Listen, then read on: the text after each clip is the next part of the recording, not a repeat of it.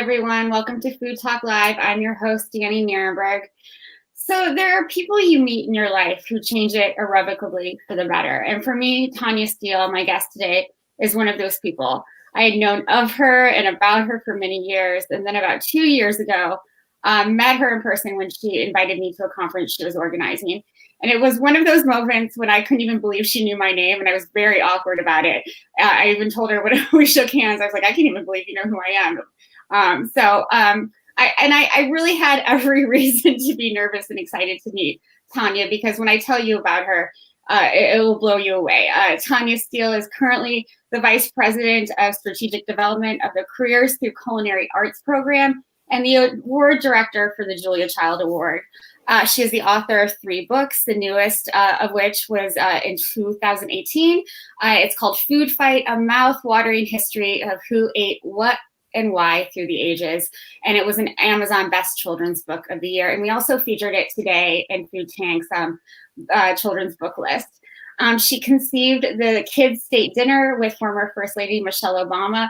This annual White House competition and event occurred for 5 years and brought so many young leaders together, including Food Tank's friend and somebody I consider a young mentor, Chef Haley Thomas. Tanya was the executive director of the International Association of Culinary Professionals, an adjunct professor at New York University, the former editorial director of Clean Plates, Epicurious, Gourmet Live, and Gourmet.com. She was an editor at Bon Appetit and Food and Wine. She wrote for the New York Times for 4 years. She co-wrote the award-winning Real Food for Healthy Kids and the Epicurious Cookbook, which debuted on the New York Times bestselling list. She's won a James Beard Award for Journalism and an Emmy. She has appeared on dozens of network television shows, including The Today Show, CBS The Early Show, Hell's Kitchen, Master Chef, and many, many others. And last, but certainly not least, and I know she's very passionate about this issue, she is a support group volunteer for the Association of Frontal Temporal Degeneration and is working on a book for caregivers of dementia patients. Tanya, I don't know how you do everything you do and continue to be one of the kindest people in the food movement. So thank you so much for joining me. Oh, it's so nice to see you. Danielle, thank you so much. It's wonderful to be honored, and that, makes me feel old and tired to hear about it. I feel like it. I look it. And, but thank you very much. It's what an honor to be here. And, I'm a huge fan of yours. So, what you guys are doing has just been killing it for so many years now, since 2013. And it's amazing that until then, no one had done anything like this. So, kudos to you.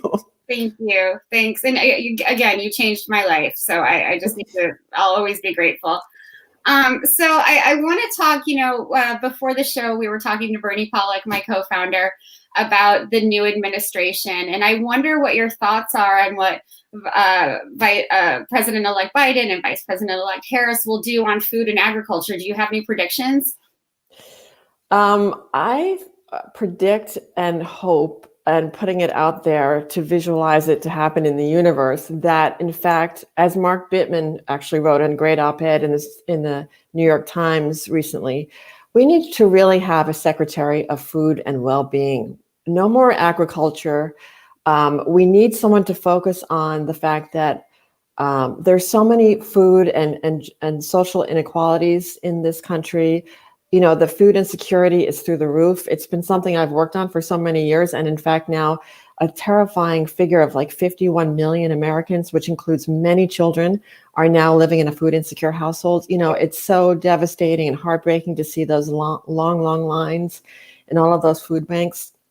In fact, I'm going to volunteer here at my local food bank, and I urge everyone to do that or to give money. But I think that the Biden administration is going to focus in a way that's coalescing maybe what the Obama started, which is a focus on food, not just as something that we all enjoy, but as a pathway to employment, as a way to nourish, the planet, ourselves, and, our bodies, as a connective tissue for the globe. Food is really universal language.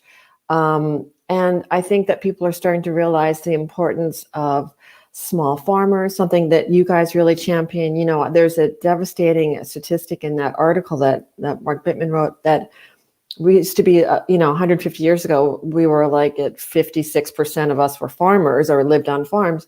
And now it's half a percentage. And, 20% of the land in this country is used for food that we actually eat. The rest of it is for big pharma, FARMER, so it's really shocking. So I think the Biden administration, I bet, will put quite a bit of focus on that. Fingers crossed. I really hope that they do. And I hope that well-being part of the food system gets more attention.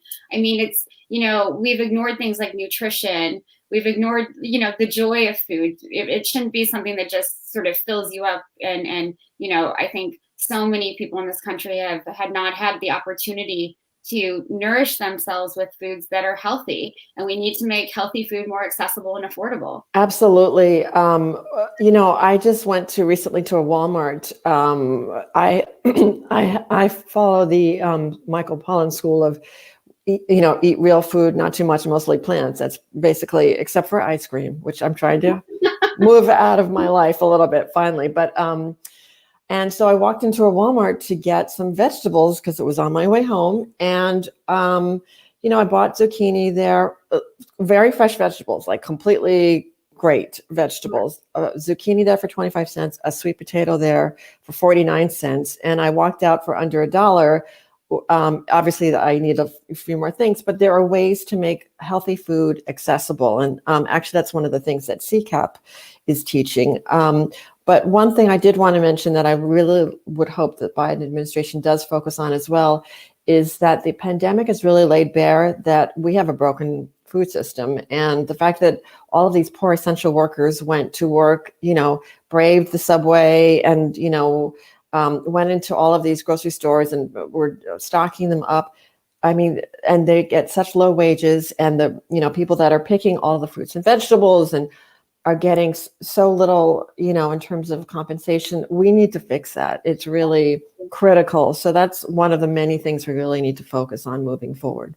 Yeah, that's one of the reasons I'm excited about Vice President-elect Harris. She's been very adamant about support of farm workers and others in the food system. So I hope that gets through and gets, through to Congress as well. So I do want to talk about the Careers Through Culinary Arts program. This is such an exciting program. And, you mentioned that we should be thinking of our food and agriculture systems as pathways to employment, which for so many years, I grew up in a rural community, everyone wanted to get out of there. Nobody wanted to be a farmer.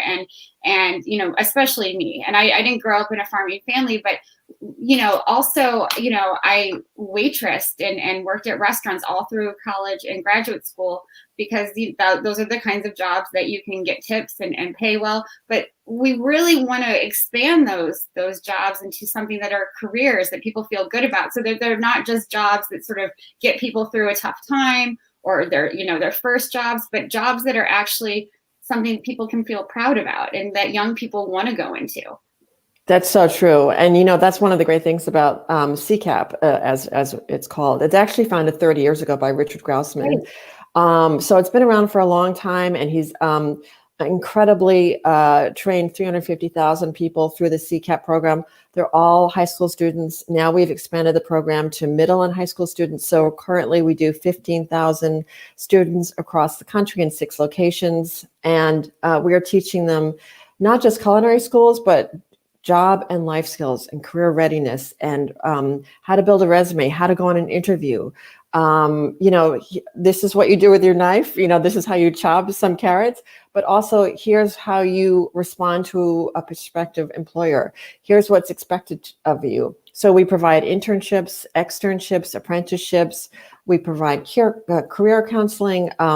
We have given away $62 million in scholarships in the past 30 years to culinary schools and community colleges, which is fantastic.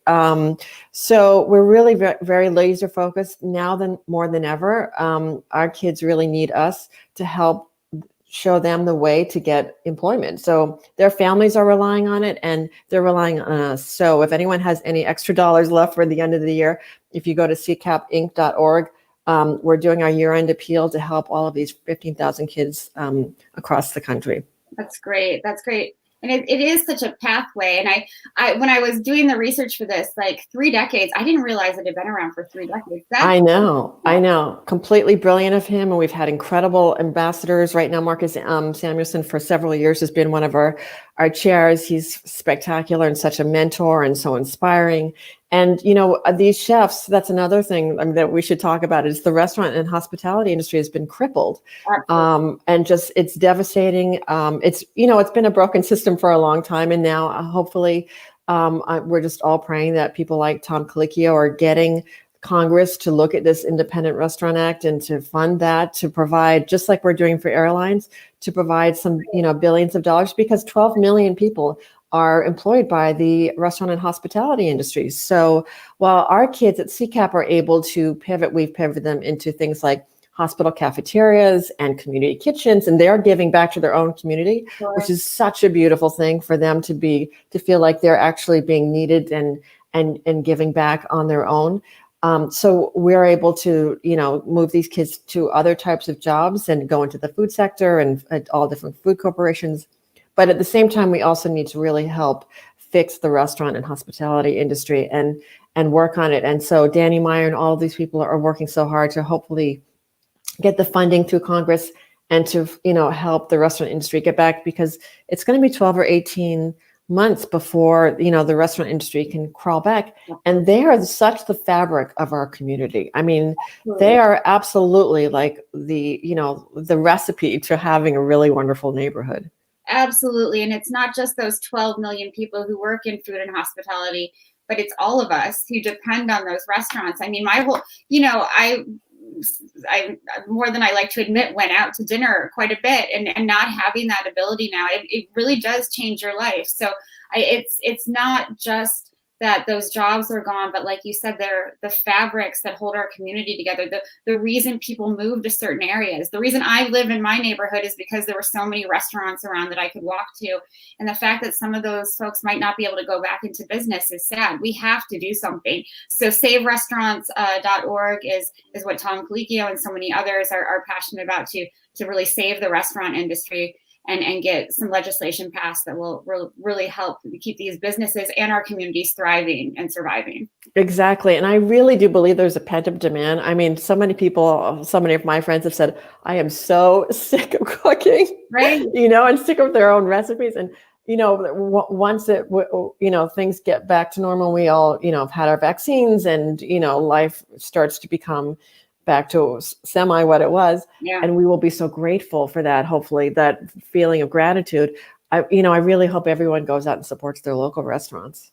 Absolutely. Absolutely. And realizes, just in the way that we need to respect farmers and other essential workers, that wait staff and cooks and people behind the kitchen door, as Saru from Restaurant Opportunity Centers likes to say, these people are unseen, but they're doing incredible work, and they deserve respect and honor and fair pay, and, not to be harassed in any way. So we really need to start thinking about these things. And they also are supporting families, and those families are supporting families. So it's a chain, so everyone needs to support each other. Absolutely. So I want to go back to CCAP. And I'm wondering what a student who, signs up and becomes part of the program, what can they expect? Well, incredible experience for them. They usually they start in their senior year, but some do as juniors. And depending on where they are, they can do not only a culinary curriculum, which includes Ruby, which is an online video source, which shows you how to do all of these basic things as well. But they are there hands-on usually if they're in school, and if not, we've been doing this virtually. With culinary teachers who are our partners in crime, teaching them how to cook basic skills, basic recipes, kind of the rudimentary stuff that you learn in what would be Tech 1 in cooking school. They also then get support on how to build a resume, how to interview properly, how to write a letter. We give them practice interviews. We then also provide mentorship opportunities so they can go out and work with some of the best chefs in their city. So we're based in Los Angeles, Arizona, Philadelphia, DC, New York, and I'm forgetting one, I think. it's very important that they kind of have a sense of all of the different things that they can do in the food sector. So there are also apprenticeships with places like Sodexo, which is this gigantic, incredible restaurant, company that works all the cafeterias, corporate cafeterias, and hospital cafeterias. So they get a sense of it, and we're working on other apprenticeships. They also get to do a lot of virtual stuff, like they meet the chef. So they get a fair amount of hand-holding, as well as a real wide exposure to what the food sector employment can look like. And also really like how to show up. And these are paid internships, they're paid externships. So we make sure that kids are, oftentimes they're getting money, transportation money. We're trying to provide that. During the pandemic, some of our kids in Los Angeles didn't have laptop computers. So we provided those. We provided Wi-Fi hotspots. So we're trying to provide everything we possibly can. We're trying to get them knife kits, ingredients. I mean, we're really trying to kind of fire on all cylinders. That's incredible, to keep the work going and to keep the education going. And I think a lot of people don't understand that not everyone has a laptop computer or a nice knife set or any of these things that, it takes to really learn these skills that are essential if you want to make it in the culinary world. Yeah, absolutely. It's really critical to have just even the fundamental things like that. So when we found out that some of our kids didn't have that, our program directors are spectacular, and they kind of jump in and are able to just say, okay, this is what we need for these 1,000 students here, or, those 1,000 students there.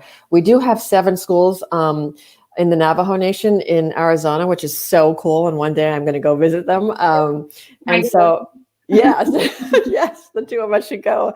And I'm especially excited to talk to them, because I think that's such an incredible untapped resource, and something that culturally we really need to give greater due to and respect. And their cuisine is like the founding cuisine of this country. So we really need to kind of focus on that. So I really want to, shed a spotlight on those schools. And those founding cuisines really contribute to the well-being we talked about, because they're protective against, a lot of the diseases that we're seeing, not just in Native American communities, but all over. And those are also, whether it's obesity or heart disease or diabetes, those are risk factors for COVID-19 and for higher mortality rates. So really looking back at those Native cuisines is something to learn from and really respect and honor. I'm wondering, so many culinary programs, have focused on not, underserved communities.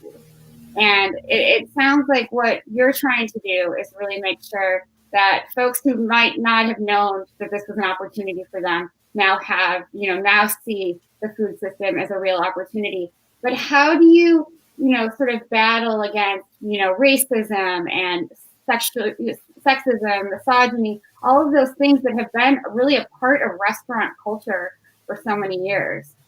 That's something we do absolutely address head on when we're talking to our students. We have a whole day lesson on that. So, I think that's critical, not just for the food sector, but for any kid coming through high school. Like, how do you deal with these types of things? Because you might get that. You can be in a restaurant kitchen. You can be, an Uber driver. You can be, kind of working at Google. You just, you could get any of these, tackle any of those issues.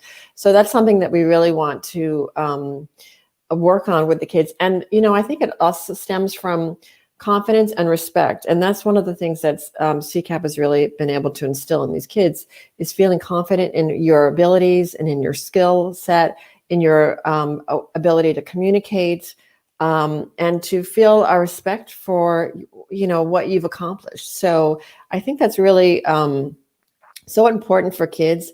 That's one of the reasons why I've always been very passionate about getting kids in the kitchen to cook, is because it gives them a level of accomplishment and success, and that carries through to other things. And so they won't put up with people treating them poorly, so that does help in so many facets, throughout your life. So that's something that CCAP is very focused on. Absolutely. And all this work you're doing during the pandemic is so important. Can you give the website again, so if people feel inclined to donate, they can do that? Oh, thank you. Yes. It's ccapinc.org/donate. So, and if you just go to the website, you'll be able to see all of the great things that we're doing. And we'll have it on our social media. Oh, thanks. I think, one of the things that I've always admired about you is your ability to communicate and to communicate very clearly. That must help with this work because a lot of it is around communication and really, not just communicating with students, but convincing, others in the culinary world that these programs are worthwhile, that these students are worth hiring. Absolutely. My sons would tell you I'm a terrible communicator, but thank you. No, I think it's really critical for anybody to, I think writing and, speaking communication skills are absolutely critical. And it makes me very nervous that all of these kids are in fact at home and are not socially active and being forced to communicate with their peers. Yeah. So I worry about this entire generation of kids that is not dealing kind of with the same regular normal pressures that teach you how to communicate well. So that's one of the many things. Hopefully we'll be able to address that next fall when probably the entire, hopefully, knock wood, all of our school system will be back in school.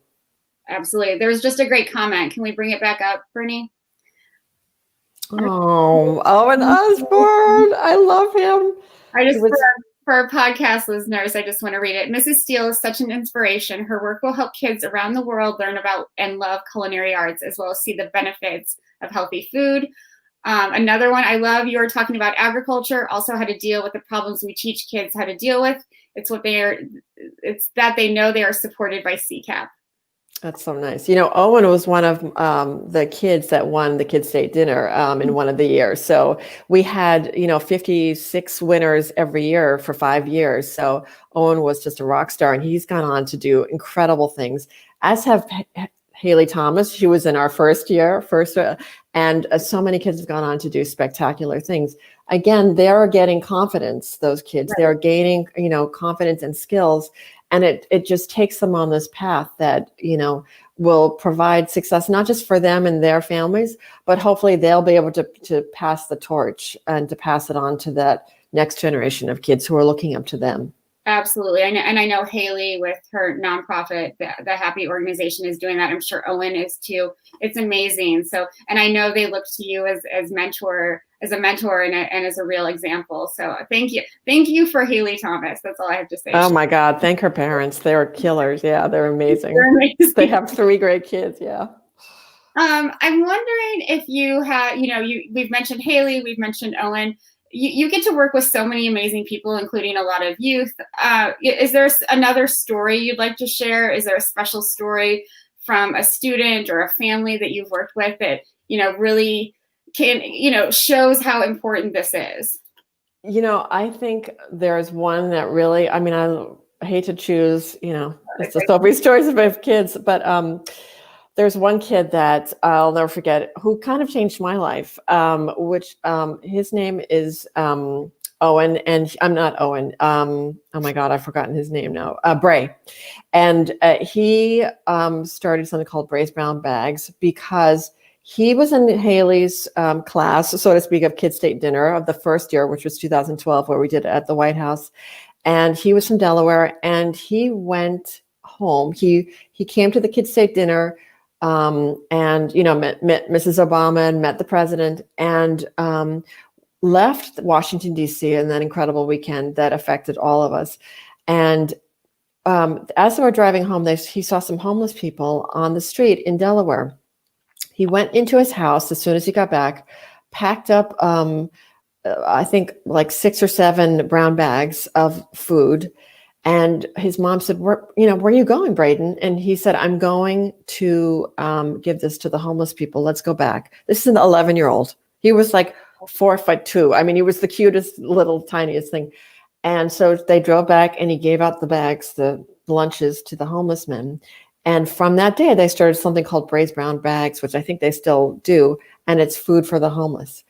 And that, to me, that just blew my mind, because that just shows you what someone like Mrs. Obama and the President Obama, how inspirational they are, and how meeting them changed their lives forever. And they changed other people's lives forever. So it's just that, kind of that beautiful circle of just touching one person, in the way that, I got to meet Julia Child multiple times, and I grew up watching her and idolizing her, and her I think about the fact that, I like shook her hand quite a few times, and that touch was an amazing like moment of transferring, Sure. her incredible je ne sais quoi, her zest, her beauty of life and That joy energy.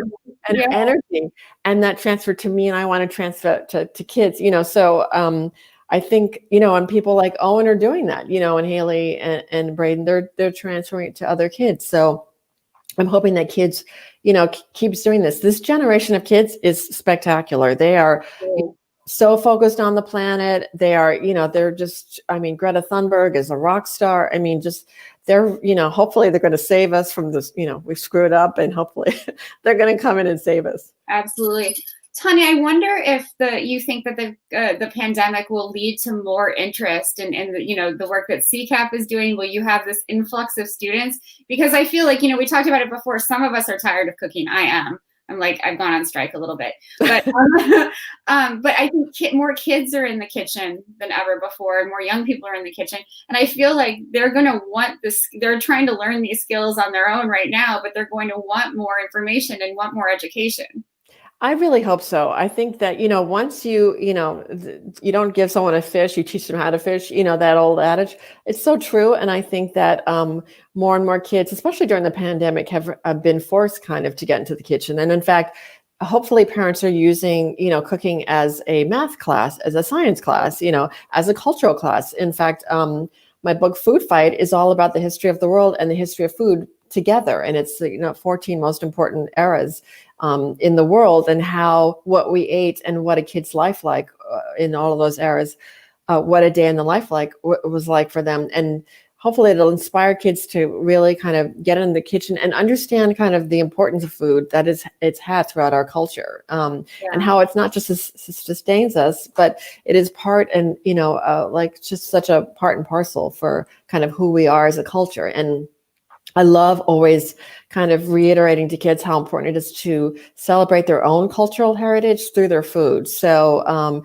it's so touching to read all of these kids' recipes and, hear about their grandparents, are from Puerto Rico or from, Thailand, and this is their favorite soup. And, it's such a beautiful thing. It's a real connection to your ancestry too. Absolutely. And something that I think a lot of kids maybe until now have lost, because they didn't care as much about what their grandparents ate, and you're seeing this sort of revitalization of people really connecting to their ancestors in a really beautiful way through food. Yeah, that's true. It's a beautiful thing. It really is. And hopefully that'll continue post-pandemic. I think it will. Yeah, I do too. It's one of the bright spots, I think, that, this pandemic has sort of forced, on all of us. It's, getting closer to our food, respecting farmers and all food system workers more, and then really making that connection to our own cultures, and being able to cook the things that our grandparents did, or sort of, have more of that memory making going on. Exactly. And it's important to take from difficult circumstances like the pandemic, the good things out of it, and to try to carry those pieces forward. So I think that hopefully we can do that as a culture. Absolutely. I'm wondering if that, post pandemic, how people will be looking at our restaurants. We talked a little bit about it before. So, there'll be fewer restaurants for a while at least. And there will be fewer jobs in the culinary arts. How can we make sure, beyond policy and legislation that really needs to happen? And again, folks should go to saveourrestaurants.org to learn more. But how can we ensure sort of in our own lives that we're supporting those restaurants and those people who are artists in the culinary world? It's so true. It's really critical, I think, for all of us. And I think post-pandemic, and even while the pandemic is going on, if we can support people by, a lot of the restaurants and chefs and alumni of CCAP are doing mail order food companies. So that's one way to do it, and to order out from them, to do takeout, and not to necessarily use some of these delivery services, but in fact, use the restaurant's delivery service, because the restaurant, otherwise they don't get any of that money. Almost, it's like almost a losing proposition for them. But I do think that the restaurant industry is going to pivot. It'll come out stronger ultimately, but maybe some of the kind of fine dining stuff is going to go away a little bit. and it'll be more of a focus on casual. And the more we can kind of, I mean, I don't even think we're going to have to ask people to do this. They're going to want to desperately, because we all want to get together. We all miss seeing each other face to face, you know, hugging each other. You know, it's just, I think it's going to be an easy ask, is, you know, to go out and support your local restaurant and to tip, you know, give always double, you know, and triple the tip if you can. If you're able to, just remember that people are in dire straits, and their family, it's not just them, it's their families. Absolutely. Absolutely. I'm wondering, you know, we share this admiration of Julia Child for obvious reasons. And I wonder what she would think about this time. I mean, she went through so much in her life, you know, whether it was World War II or so many other struggles that she went through. What do you think she'd think about this time in the pandemic and how people are dealing with it? I think, you know, what I loved about her, I love so many things about her, but she was very much like a pull your bootstraps up kind of person. And I do think it's, despite the fact that she came from actually quite you know, a well-to-do family, she went through a lot in World War II, and with the sickness of her husband. I mean, she didn't really come into her own until she was in her early 50s. Which is just fascinating and incredible that she had such a huge career, considering it didn't start until she was like 51 or something. But I think she would, you know, say we all need to just kind of connect with each other, celebrate each other, stop sniping on social media, which is one of the things it drives me insane. That's why I don't like social media. I was like, oh, it's just silly. And to, you know, enjoy life. Like, one of the things she always did until she was in her early 90s was have a martini every night, you know, and, you know, she was just going to enjoy herself. You know, there's always these hilarious stories about how she would love to go back into the kitchen in her 80s and 90s, and she still loved men, you know, would flirt with them. And, you know, she had a real zest. And I think it's important. It's hard to find the zest in life when things are really difficult and feel dark. But it's important to kind of really take a moment to appreciate the little things. You know, Julie would say to appreciate butter, you know, a martini, and her goldfish crackers, you know, I mean, all of those things, which I would appreciate. I mean, I would trade Sauvignon Blanc for a martini, but I totally agree. So that's great. That's great. I want to talk a little bit about something that is so special to you, and you work a lot to really help those who are caregivers for people living with dementia. And I'm wondering if you can talk a little bit about that work. Yeah. Speaking of tough times, my husband was ill with something called frontal temporal degeneration, which is a form of dementia. There are, people don't realize this, but 60% of dementias are Alzheimer's, and 40% are like 7 different other dementias. So Lewy bodies, which Robin Williams had, is one. My husband had frontal temporal dementia degeneration. He died having just turned 58. In fact, we're about to have his first death anniversary on December 13th. So he got it in his mid-50s. FTD strikes people in their early 50s generally, or mid-50s, and it can appear like a midlife crisis. Your personality can change. Your judgment can change, and people do seemingly strange things or out of the ordinary things. So I'm very focused on raising awareness for this particular disease, because I think it's gone very much underreported, understood. Psychiatrists are just starting to learn what this is. GPs are just starting to hear about this. So I work with the AFTD organization, aftd.org, if anyone is interested in finding out information. But the problem with this type of dementia is that it affects people in their earning and their career moments. Right. And so it affects, you know, and a lot of them have younger children. Right. And so it's a very difficult thing, because there becomes a time when they cannot work anymore and where someone needs to take care of them. And, you know, there's a lot of things I want to do around that. Even with the Biden administration, I want to change the Medicare rule, because if I wasn't able to get any help whatsoever with Medicare, he was able to get Medicare once he was diagnosed. But because he was able to bathe, feed, and dress himself, I wasn't able to get any care for free. So I had to pay for everything. So it ends up, kind of bankrupting a lot of people, and it's very difficult. So I would like to get that changed. I would like to celebrate caregivers and home care aides in the way that President Biden wants to do. The home care and caregivers is one of his pillars. So I would love and kill to do a Kids State dinner for home care and caregivers to celebrate them and give them a weekend in Washington, and for them to go to the White House and them to be celebrated and cheered. And so that's one of my plans. But yeah, I'm working also on a book on kind of how to take care of the person with dementia and how to take care of yourself and how to, kind of be able to laugh at the end of the day, or, to find the light when you are in a kind of tunnel of darkness. Oh, Tanya, that's amazing. But you are just such an inspiration. And I know so many people out there are struggling with kind of the same things. And December 13th is also the anniversary of my late husband passing away. So I knew we were connected in many different ways. So I understand how special that day is. And I really am so sorry that your husband passed away. And Thank you. This is those first years are always the worst ones, but I think, you are such an example of strength and dignity, during this time. So thank you for what you're doing. Thank you. On these fronts, whether it's kids or caregivers or, the culinary professional world. It's really amazing.